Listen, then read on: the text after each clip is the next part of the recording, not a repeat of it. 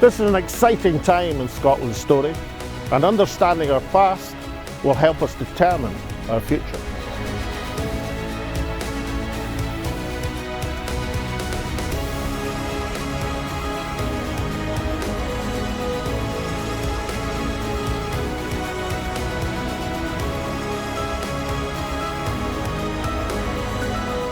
And when Scotland's voice is heard, it charts the way forward.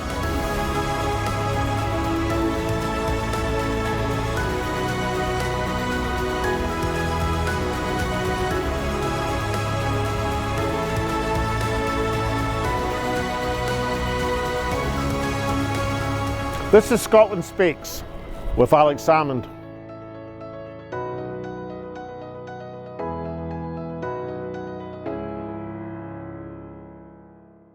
Welcome to Scotland Speaks with the Very Reverend. I am Alex Salmond, and to the historic Salutation Hotel in Perth for another special edition of the show. This is the oldest established hotel in Scotland, continuously in operation since way back into the 17th century.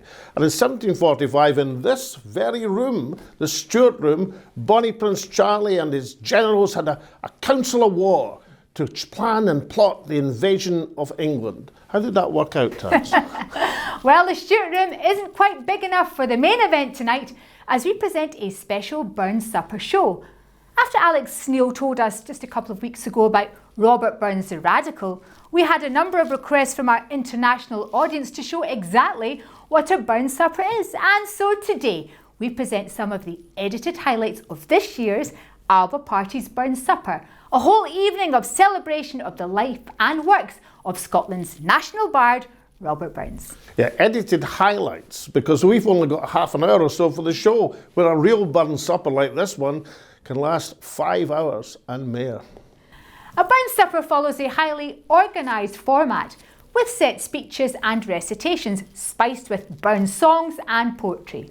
Mind you, as the drink flows, occasionally things become less organised as the night draves on with songs and clatter. And as the crowd gathers in the big room downstairs, now to our tale.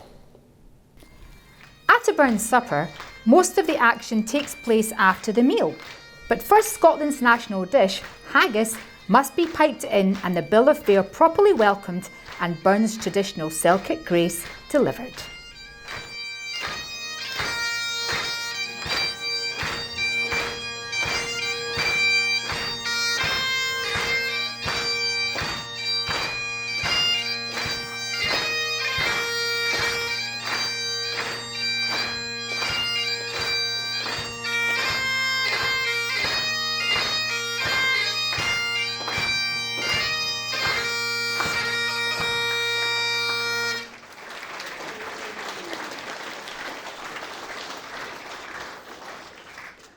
But mark the rustic haggis fed, the trembling earth resounds his cred. Clasped in his well and eva blade, he'll mak it whistle, and legs and arms and heads to stead, it tapseth his. He powers that make mankind your care, and dish them out their bill of fare. Old Scotland once, nae stinking fair, it jumps and luggies. But if you wish her grateful prayer, they have chicken tikka masala! Enjoy! Some hae meat and canny eat, and some word eat, that's one eat. But we hae meat and we can eat. Say let the Lord be thanked.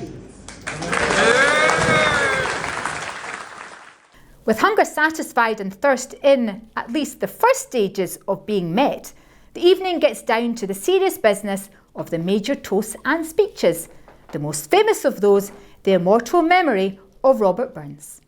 Tonight's offering from former Scottish Parliament member Joan McAlpine did not disappoint.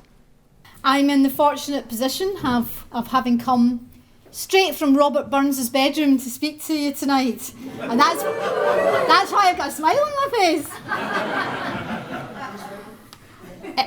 To provide a little context, as Anne's already provided the context, my full-time job is as project director of Ellisland Museum and Farm in Dumfriesshire. But Dougal Stewart had a glimpse of his motivation one morning when the two of them were out walking together in the Braid Hills south of Edinburgh. Burns remarked on the smoke emanating from tiny cottages, and he spoke of the happiness and worth that such cottages contained. He admired the people who lived in these hovels and who spoke his language and shared his values. Nowhere is this better illustrated than in his poem The Cotter's Saturday Night, his tribute to Scotland's rural working class. From scenes like these, old Scotia's grandeur springs, that makes her loved at home, revered abroad. Princes and lords are but the breath of kings, an honest man's the noblest work of God. The wonderful African-American writer Maya Angelou said of Burns, his spirit is a humanitarian one. He was able to love human beings and his imagination was vast. So Burns loved people for their humanity, not the size of their bank balance, where they come from or their rank, which he famously described as but a guinea's stamp in his songs A Man's a Man for All That. And then on to the songs and poems. But it's great to see so many former and current elected representatives from across the independence movement here with us tonight. But I'm just glad that Maggie Chon isn't one of them, because for this poem she might not be done for hate speech. So here we are, A Man's a Man by Robbie Burns. Is there for honest poverty that hangs his head and a' that? The coward slave we pass him by, we dare be poor for all that. For a' that and a' that, our tolls obscure and a' that. The rank is but the guinea's stamp, the man's the gold for all that. What low and hamely fare we dine, where hodden grey and a' that. Gie fools their silks and knaves their wine, a man's a man for a' that. If I should become a stranger, you know it would make me more than sad. Caledonians been everything I've ever had. In Caledonia, been everything I've ever had.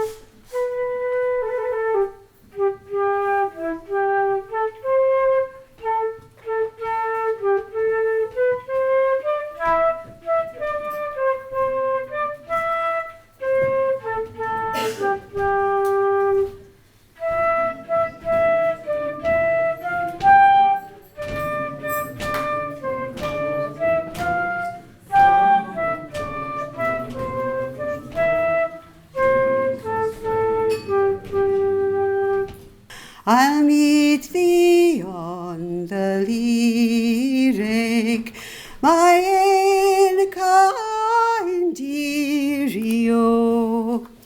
At midnight o'er in Marcus Glen, I drove and ne'er be oh. If through that glen I get to thee, my ain kind dearie, oh. But Moosey, thou art now thy lane. Improving foresight may be vain, the best laid schemes of mice and men gan afterglay, and lea us not but grief and pain for promised joy. Still, thought art blessed compared with me, the present only toucheth thee, but och, I backward cast my eye on prospect stray, and forward though I canna see, and guess and fear. Thank you. Just a wee preface to this contribution. I just want to make it clear. I apologise to the purists in the room, but I might have made a few political points in this address. So, while Europe's eyes are fixed on mighty things, last gasps of the British Empire and the fall of kings, while quacks of state failed to produce even a plan, and blue-haired children lisp the rights of man. Amid these mighty fuss, just let me mention, the rights of women deserve our full attention. At this point, there's a very special ritual at a modern Burns Supper where two toasts collide. First, a toast to the lassies from Independent Nationalist MP Angus Brendan McNeill, and then the withering reply from our very own Tasmina. Yeah, thanks very much for that. It's only downhill from here, really, isn't it? I mean, that was a fantastic introduction. I hope I can live up to it. And just before I get going, can I just say, Neil Hanvey there, he's been sincere and fearless on the rights of women. And what he was saying is very apt. Neil Hanvey was speaking on that, because Neil Hanvey has been all the way, when it was difficult to make the argument, it's easier in the last few months, but Neil Hanvey was fearless in making that argument. So a round of applause for Neil Hanvey there.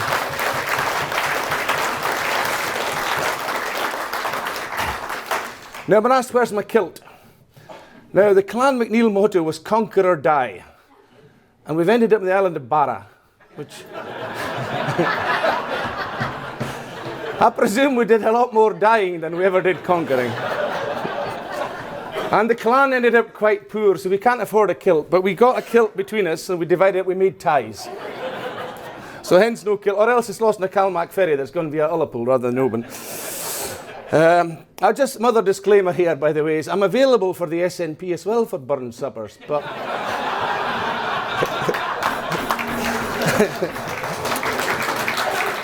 but given they wouldn't have me and Mr. Chris McAlpine for about 5 years before they expelled me, I'm not really waiting by the phone for the call.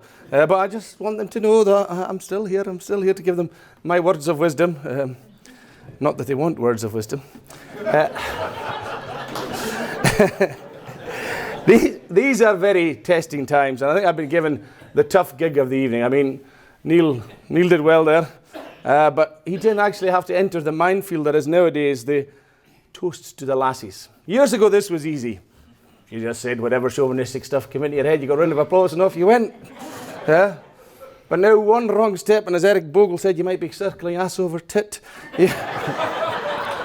I've delivered a number of decimations, annihilations, slaughters and massacres, replies for the lassies over the years. So in my search for new material, I thought of using AI. And then I realised what artificial intelligence really is. Artificial intelligence is but a turn of phrase best used to describe a trait shared by both men and unionists. They are indeed artificially intelligent. Unfortunately, there are no signs of any guest bucking that trend here this evening either. But at least today's specimen knows what a woman is. Although Angus is a believer in biology, he didn't have to be. In his case, it was practice that made him perfect. Indeed, he's had so much practice, it's made him perfect in identifying real women from pretendy ones, and in most cases, but not all, before it's too late. Just a wee reminder while we're here, ladies and gentlemen, if you have to self-ID as a woman, it's because you're not one in the first place. Now, Angus Brendan McNeill is, of course, a single man. So when he gets home after a hard day's work on those green benches, he takes a look at what's in the fridge and goes to bed. A married man, on the other hand, goes home, sees what's in bed and goes to the fridge. There are definitely some signs of that type of behaviour here tonight. Now, as we've heard from Angus, the most important women in his life are his beautiful 3 daughters, his pride and joy. And they are his absolute priority, and he is a good daddy. But Angus is like Burns in so many ways. A lover of women, lots of women, and in some cases all at the same time and even in the same beds. And so, with the men safely put to the sword, the supper takes a well-earned break, as do we.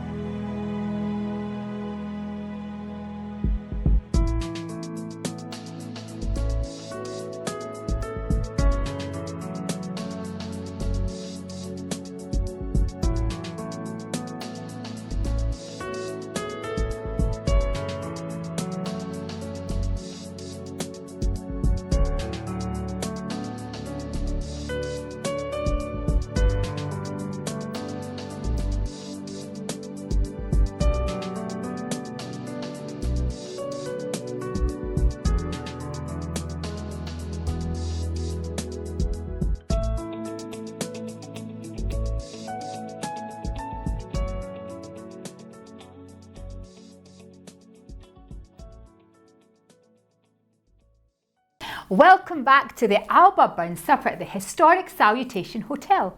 Now, before we return to the Burns Supper, let's take a look at your comments on our recent shows. User says, what a cracking podcast, a real morale booster. Speakers who believe heart and soul in Scottish independence and have the vision on how to achieve it. Inspiring to see Angus MacNeil at the podium sharing common cause with ALBA and the wider Yes movement. Interesting take from Neil Hanvey regarding his bill in the House of Commons with respect to the SNP MPs who supported it, and equally significant that it was predominantly English Labour MPs who scuppered it. Geronimo says, brilliant, love the passion and ideas and positivity. Keep working and let's all keep going until we win. Scotland always. Rod says, it's ALBA for me now.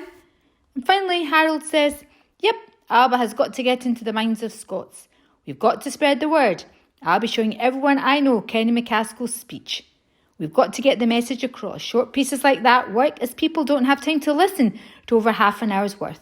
And short bursts, well, they stick in the mind. It's easy to make your own short clip too to share on your phone. Wise advice from Harold and absolutely correct. And then, a surprise visit from a well-known clergyman.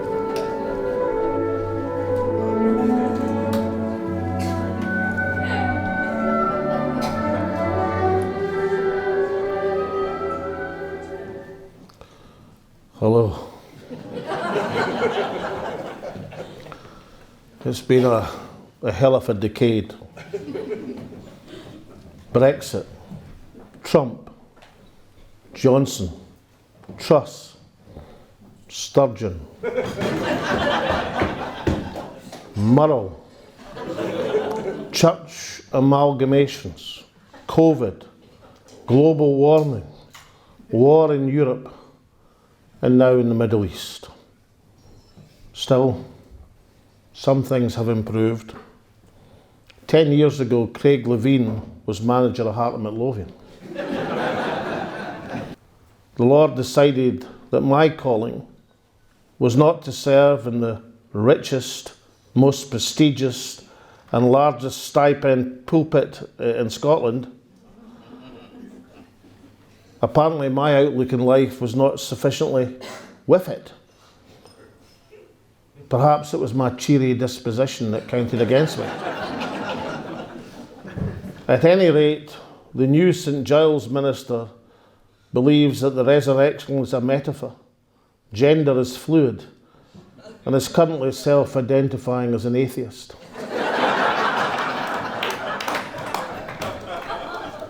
However, every silver lining is a cloud. And instead, I was called here to the fair city of Perth. Although with the state of house prices, there's nothing really fair about it. Instead of a manse overlooking the Tay, Euphrasia and I were presented with a nearly new campervan in Tay Street car park.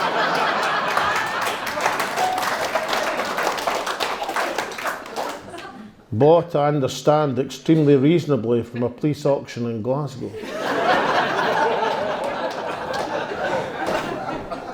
In order to beat the cold, I have embraced the new technology of WhatsApp to deliver my sermons, Burns Nicht addresses, and family communications. This has not worked out as well as I'd hoped, and is fraught with danger when the wrong buttons are pressed. As a result, Euphrasia did not appreciate my harmless flirting with the Women's Guild.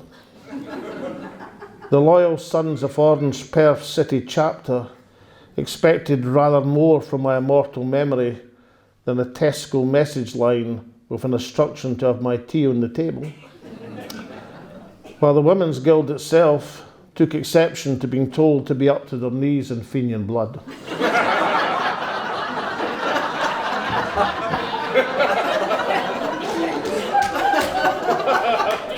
As a result, I have deleted all WhatsApp messages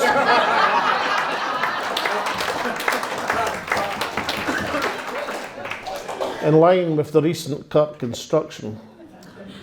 And just to be safe, backdated it to 2007,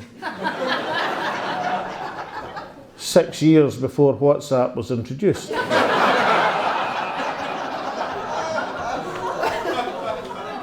And so I will continue on alone, isolated, shivering in my campervan, sitting in my thermals, but with my comfy slippers, a Christmas gift from the local MP,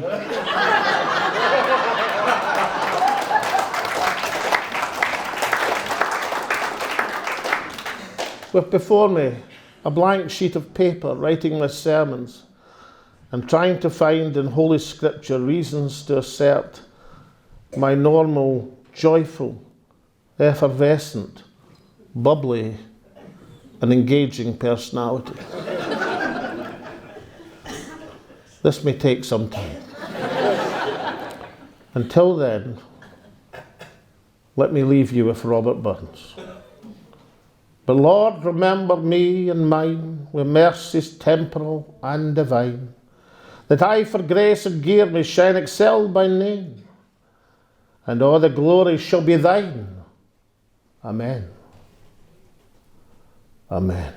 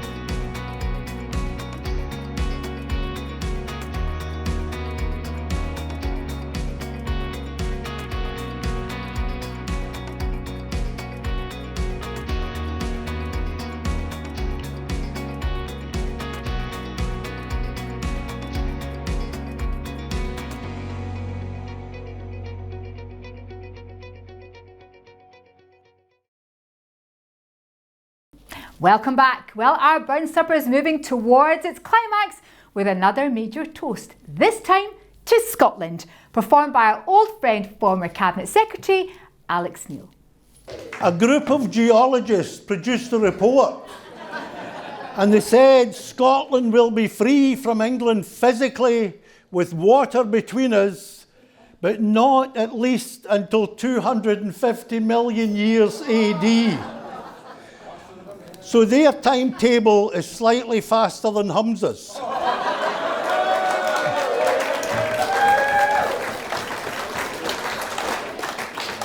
And just in case Humza listens to this, I'm only joking. But then so is he. Many thanks for inviting me to give the toast to Scotland at the ALBA Burns Supper, which I'm delighted to do because I believe everybody in the independence movement should be talking to everybody else in the independence movement.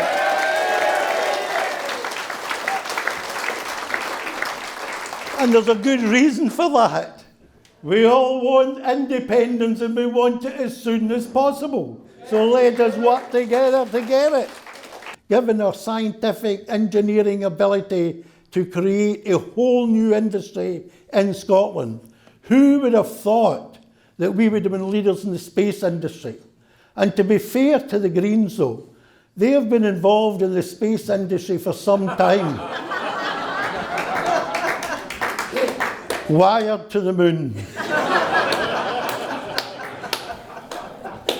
So if you look at all Scotia, there's a lot to be proud of. If you look at Scotland today, there's a lot to be proud of, or a lot that we still have to do. But it's Scotland tomorrow that I am most concerned about. I actually want to see Scotland independent before I pop my clogs. And I'm sure you're the same. And let me just say in passing, I mean, I like Humza. He's a nice guy. I'm not going to say any more than that, other than to say there is one thing I do disagree with him on. When he says he's ashamed of the word national, does he not understand the word national? And the clue is in the first 6 letters. N-A-T-I-O-N,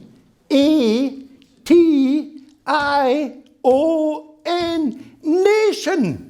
It's about being a nation again.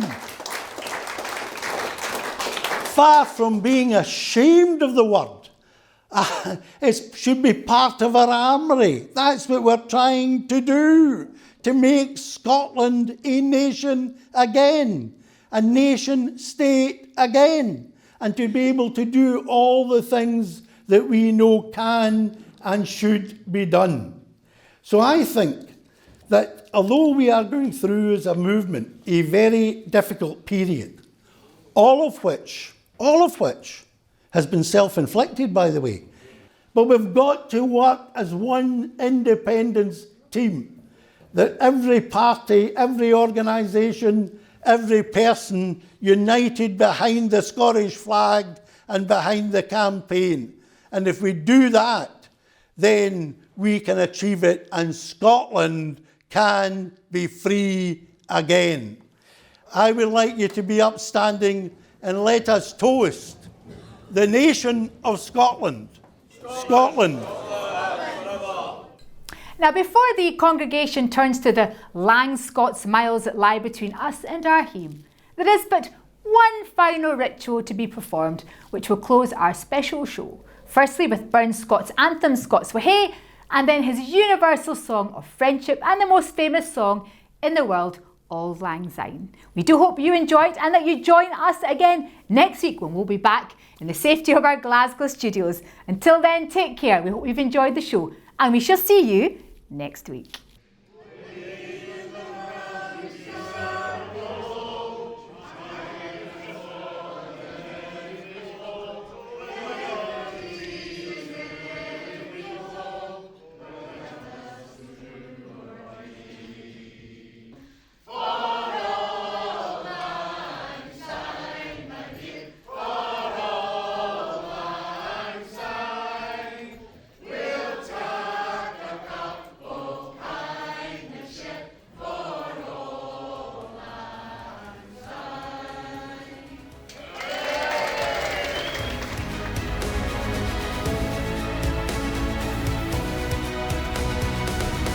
This is an exciting time in Scotland's story, and understanding our past will help us determine our future.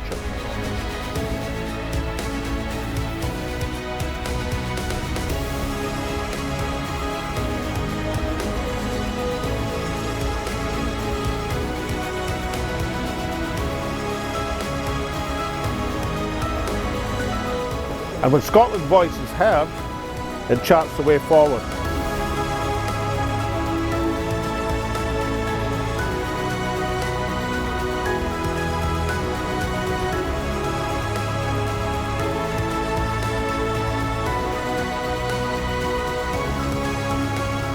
This is Scotland Speaks with Alex Salmond.